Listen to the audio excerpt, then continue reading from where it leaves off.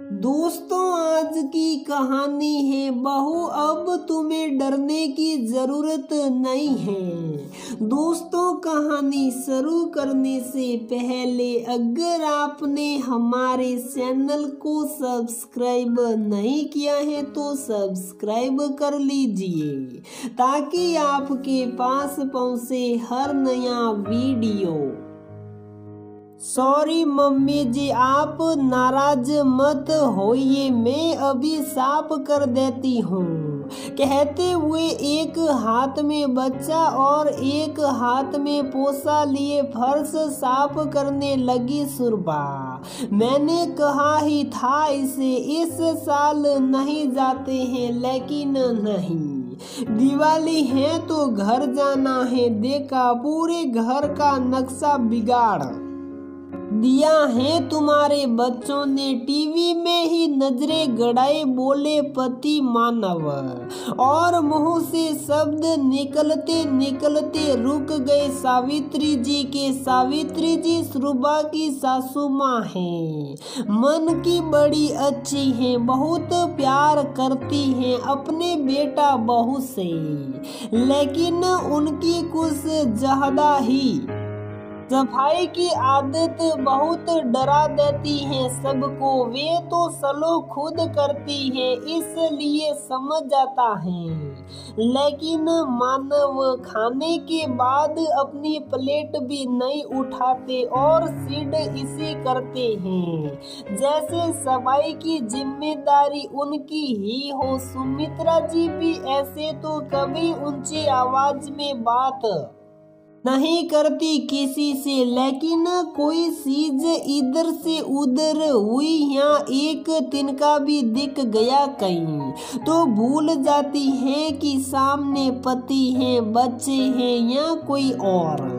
इस वजह से तो घर में बाई भी नहीं है, क्योंकि उन्हें काम पसंद नहीं आता। उनकी ये आदत रिश्तेदारों को भी पता है, इसलिए छोटे बच्चों वाले तो आते ही नहीं हैं। कितनी भी बीमार क्यों ना हो, सफाई नहीं छूटती उनकी। फिर भी जब तक सब साथ रहते थे किसी को शिकायत का मौका नहीं देती थी सुरभा, और हर संभव कोशिश करती थी सासू माँ जैसे परफेक्ट बनने की। लेकिन पिछले 2 साल से मानव का तबादला दूसरे शहर हो गया है। इसी बीच 2 जुड़वा बच्चों की मां बनी सुरभा। पहली दिवाली मायके थी इसलिए कुछ नहीं, लेकिन इस बार बच्चे छोटे हैं।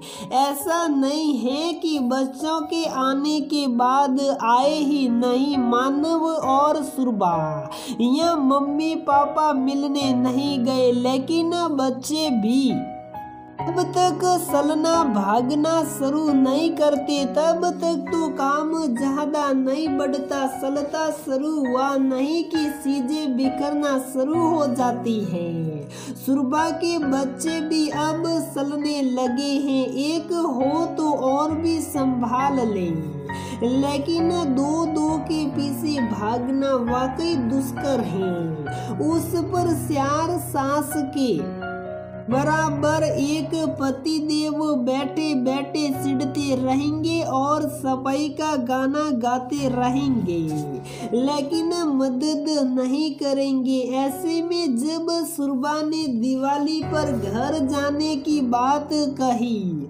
तो भी चिढ़ गए कि वहां जाकर गंदगी फैलाओगी और मम्मी का मूड खराब करोगी। लेकिन गए हुए 5 महीने हो गए थे, वह मम्मी पापा भी काफी कह सूखे थे इसलिए आ गए वहां। तो फिर भी फुल टाइम बाई रख ली है सुरभा ने, लेकिन यहाँ तो सब हाथ से करना है, वो भी सासू माँ के नियमों के अनुसार। कल रात से आई है सुरभा, नई नई जगह पर थोड़े चिड़चिड़े भी हो रहे हैं बच्चे। पापा के पास तो रहने की आदत नहीं है, इसलिए मम्मी से चिपके हुए हैं। सब कुछ एक साथ करने की जिद में कभी कुछ गिरा देते हैं तो कभी कुछ, और जो ज्यादा रो रहा है उसे गोद में उठाकर साफ करने लगती है सुरबा।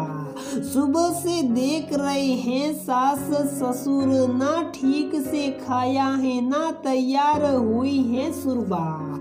ये सब तो ठीक है, सैन से 2 मिनट बैठी भी नहीं है, उस पर मानव की किसकिस चालू हुई है।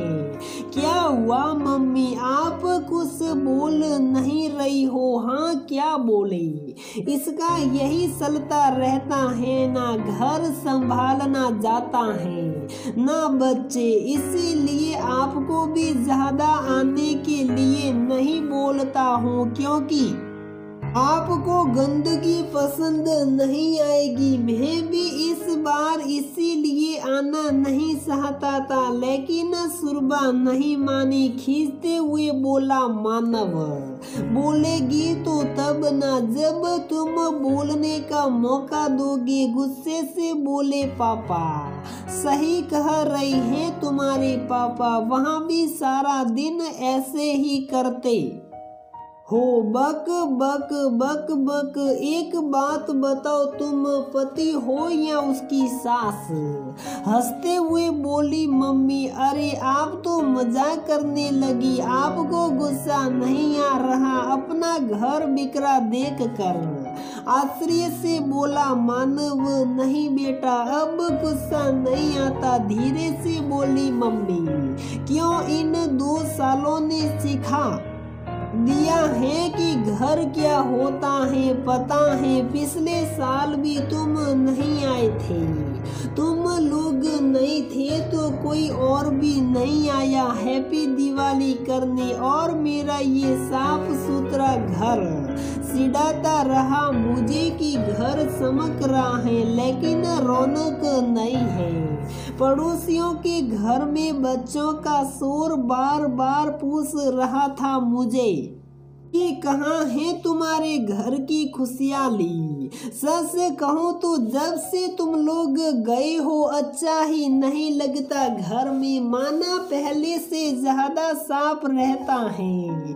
जब तक मैं ना चाहूँ रखी हुई चीज हिलती तक नहीं जगह से, लेकिन एक अजीब सा सुनापन आ गया है जीवन में, जो बहुत सारी बातें करके भी दूर नहीं कर पाते। मैं और तेरे पापा जब तुम लोग मेरे पास थे तब लगता था घर में ज्यादा लोग होते हैं तो गंदगी भी होती है, लेकिन अब जब तुम लोग नहीं रहते तो समझ आया कि ये बिखरी चीजें ही मेरे घर की रौनक है। अब तो तुम दोनों से ज्यादा इन छोटे शैतानों की याद सताती है मुझे। पता है तुम लोग दिवाली और राखी पर नहीं आए तो मैंने रक्षाबंधन पर भी इंतजार किया, और जब तुम नहीं आए तो अपने भाई के घर चली गई, जहां मैं पहले सिर्फ इसलिए नहीं जाती थी क्योंकि वहां बच्चे ज्यादा हैं तो कुछ न कुछ बिखरा रहता है घर।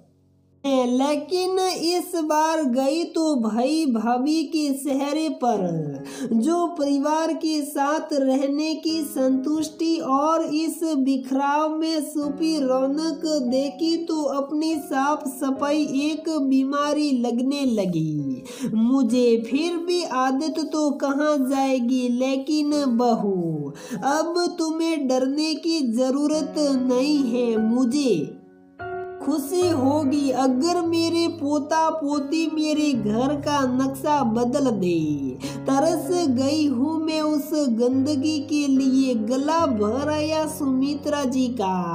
मम्मी त्योहार के दिन भी कोई रोता है क्या? फिर आपकी बातों का बुरा लगता तो यहाँ आती ही क्यों? जिस तरह आपकी खुशी हमारे साथ है वैसे हमारी खुशी भी यही है आपके साथ। सासू माँ के पास बैठती हुई बोली सुरबा।